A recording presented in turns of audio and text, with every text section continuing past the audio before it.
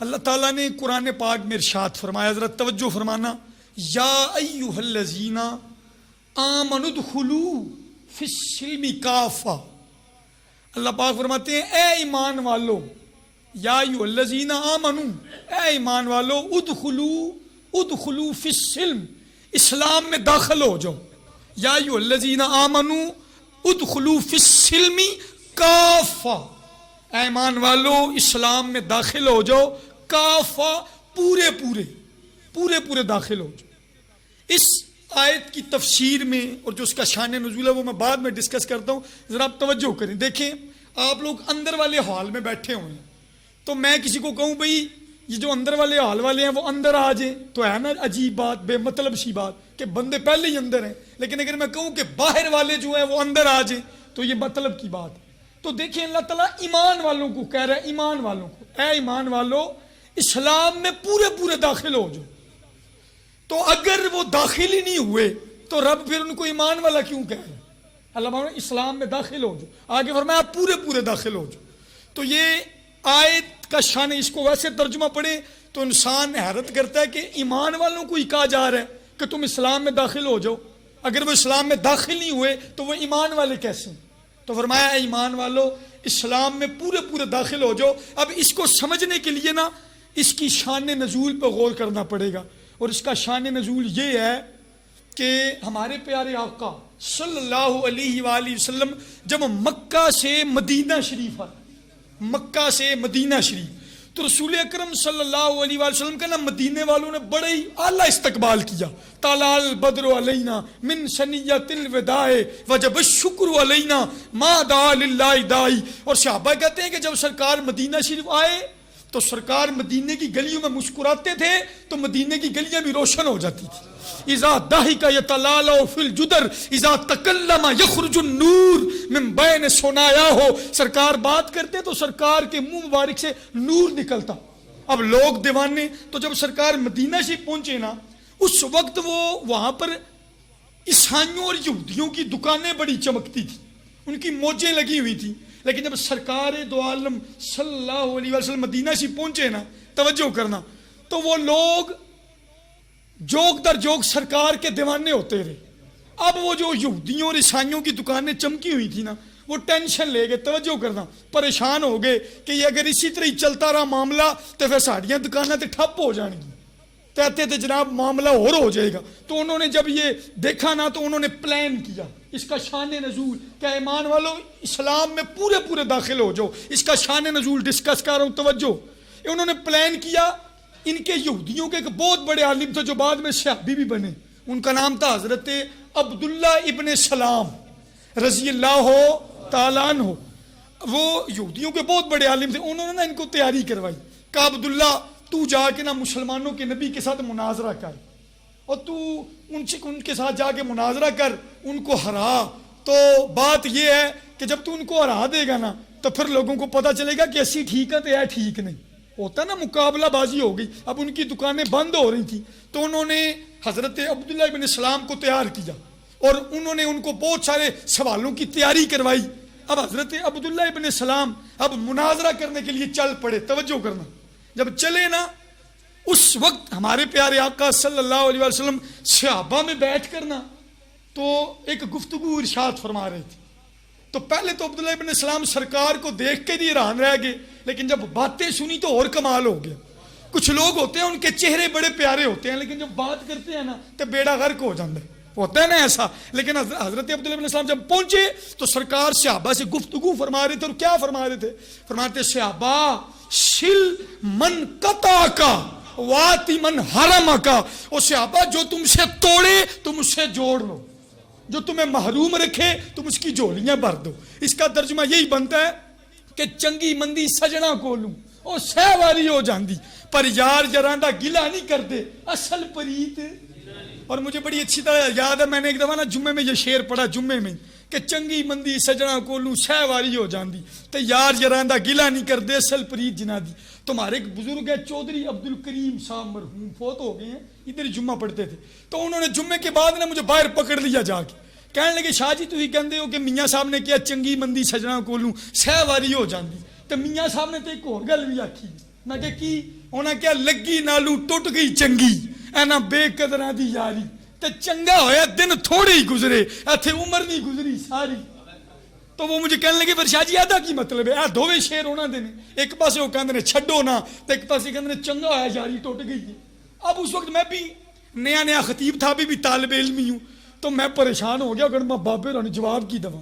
میں کہا تھوڑا ٹائم دو انشاءاللہ تمہیں دساں گا. تو میں نے پھر اپنے استاد محترم سے رابطہ کیا.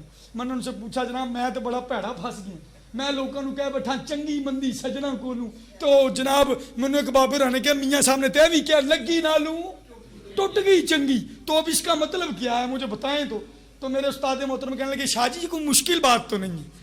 وہ انہوں نے کہا وہ لوگ جن کے نظریے اچھے ہیں جو فکر رضا والے ہیں اہل سنت ہیں انہاں نال رشتہ داراں نال کدی چنگی مندی ہو جائے نا تو انہوں نے جفی پا کے صلح کر لو کیونکہ کہ بندہ مومن 3 دن سے زیادہ کسی سے ناراض نہیں ہو سکتا. انہاں واسطے کہ چنگی مندی سجنا کولو سہ واری ہو جاندی.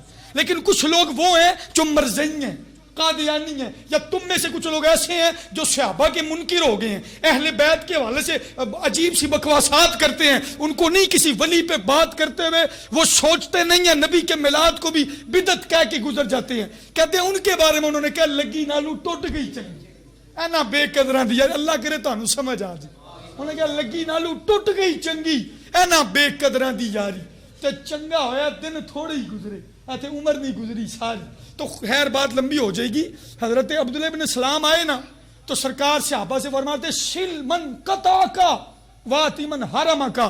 اور صحابہ جو تم سے توڑے نا تم اس سے جوڑ دو اور جو تمہیں محروم رکھے تم اس کی جوڑیوں کو بھر دو. اب حضرت عبداللہ بن سلام نے جب یہ باتیں سنی نا تو چپ کر کے کھڑے رہ گئے. اب آئے کیا کرنے تھے بولے یار مناظرہ کرنے. لیکن جب سرکار کی باتیں سنی نا تو سرکار کی گفتگو جب ختم ہوئی تو خود سرکار نے پوچھا عبداللہ کدھر آیا ہے. تو کہنے لگے یا رسول اللہ میں تہاڈا غلام بننا ہے تیریاں تک کے اداواں میں مرید ہو گئی ساڈا حج اکبری تیری دید ہو گئی. اب جب حضرت عبداللہ بن اسلام اس ایمان لائے نا یہاں پر ایک چھوٹی سی بات تو وہ جو یہودی تھے نا پیچھے ان کو ٹینشن لگ گئی. وہ تو اس انتظار میں تھے ابھی عبداللہ آئے گا تو جناب سانو آگے دسے گا کہ میں جناب راہ چھڑیا اس طرح ہو گیا اس طرح ہو گیا. وہ اس انتظار میں تھے. اور اسلام تو یہ جو عالم کفر ہے نا جو ہمارے دشمنان اسلام ہیں اینٹی اسلام ہے جو وہ چاہتے یہ ہیں کہ ہم اسلام کو اور پیغمبر اسلام کو بدنام کریں. اور وہ بھی اسی چکر میں تو یہودی. اور یہ آپ کبھی پڑھیں نیٹ پہ سرچ کریں یہ انگلینڈ کی ایک سیاسی ٹیم تھی اس کا نام تھا پی وی وی. ان کا ایک سینئر رکن تھا جس کا نام تھا وین وولڈر. سینئر رکن تھا ان کا. اور اس تنظیم کا بھی یہی مقصد تھا کہ اسلام کو دنیا میں بدنام کرنا. پی وی توجہ. اب وہ جو وین وولڈر تھا نا آپ کبھی نیٹ پہ لکھیں نیٹ پہ اس کو لکھیں فرام وین وولڈر ٹو محمد حمزہ تو اس کی پوری سٹوری نیٹ پہ سامنے آ جاتی. وین وولڈر کو پی وی وی تنظیم نے کہا کہ اسلام اور پیغمبر اسلام کے خلاف ریسرچ کر تحقیق کر. اب اس نے جب کی نا تو تحقیق کرتے کرتے ظاہری بات ہے کسی کے خلاف تحقیق کرنی ہو تو اس کی شخصیت کو تو پڑھنا پڑتا ہے. تو وہ جو وین وولڈر تھا نا اس نے میرے اور آپ کے نبی کی سیرت کو پڑھ لیا. اب کرنے چلا تھا خامیاں نکالنے چلا تھا لیکن وہ تو وہ ذات ہے کہ وہ کمال حسن حضور ہے کہ گمان نقص جہاں نہیں. یہی پھول خار سے دور ہے یہی شمع ہے کہ دھواں نہیں. اعلیٰ حضرت نے کہا. اب وہ وین وولڈر جو تھا نا اس نے جب پڑھنا شروع کیا نا اس کی نظر جب سرکار کی سیرت گزری تو وہ میاں محمد باقر صاحب نے کہا لگ گئی چوٹ محبت والی تے عشق نشے وچ آیا تے تن من دی رہی خبر نہ کوئی ایسا عشق نے تیر چلایا. وہ وین وولڈر سرکار کی سیرت پڑھی نا تو دیوانہ ہو گیا سرکار کا اور کلمہ پڑھ لیا. اس نے اپنا نام رکھ لیا محمد حمزہ.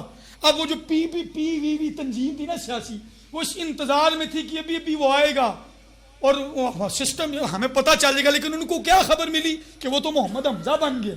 وین وولڈر کیا بن گئے محمد حمزہ.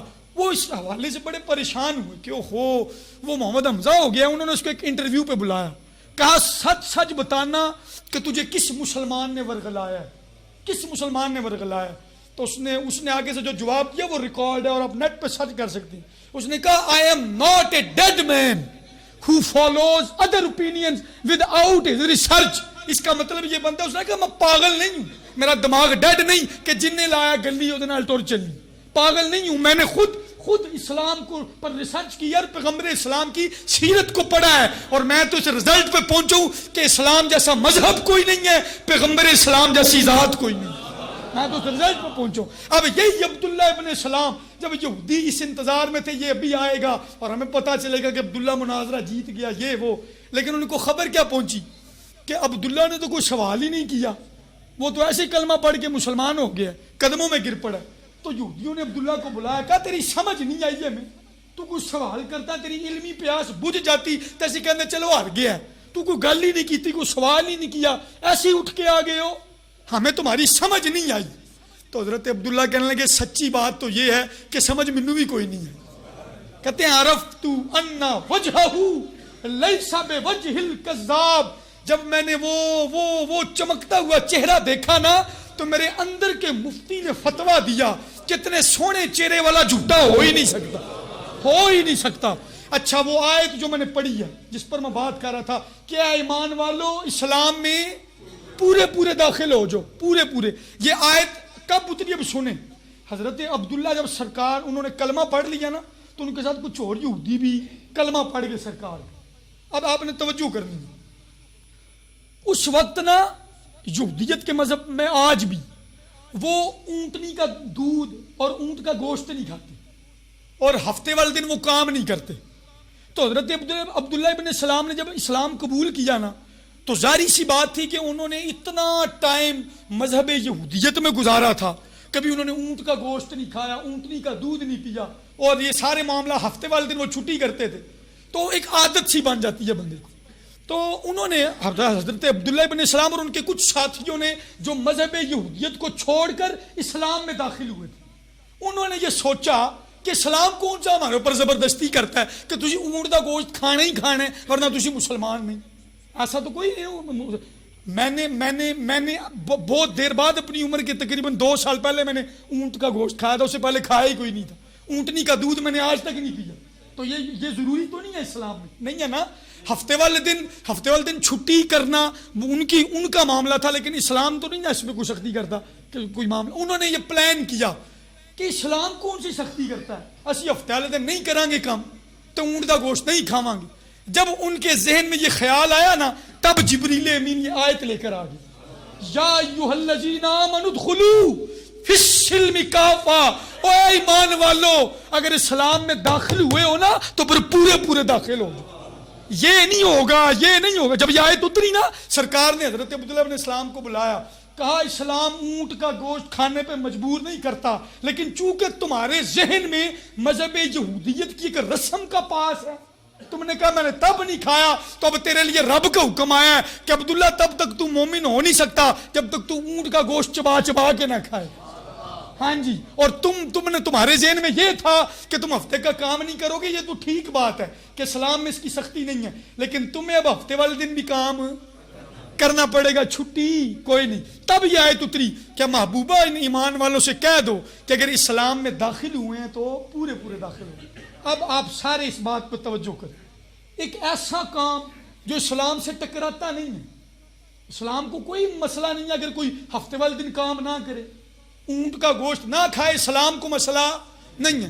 لیکن صحابہ کے ذہن میں مذہب یہودیت کا خیال آیا تو فوراً حکم آ گیا, نو اس چمن, وہ ڈاکٹر اقبال بولا, اقبال کہتے ہیں اس چمن میں پیروے بلبل ہو یا تلمیذ گل, یا سراپا نالا بن جا یا نوا پیدا نہ کر. اے گل کوئی نہیں ہونی ادھا تتر تے ادھا بٹے, یہ نہیں ہونا کہ یہودیت کو بھی رکھ لو سب کو رکھ لو. آج ہم جس دور میں وقت گزار رہے ہیں یارا, ہمارے اوپر تو یہودیت چھا ہی گئی ہے. ہمارے اوپر ہمارے یہ دیکھ لیں, شادیوں کا موقع دیکھیں آپ, اپنی کوئی بھی خوشی کا موقع دیکھ لیں, اس مسلمانوں کی میجورٹی, سارے نہیں لیکن اکثریت اس معاملے میں ڈوب گئی ہے کہ ان پر یہودیت کے طریقے مسلط ہو گئی. اس کی وجہ پتہ کیا ہوئی ہے, توجہ کرنا یارا ذرا.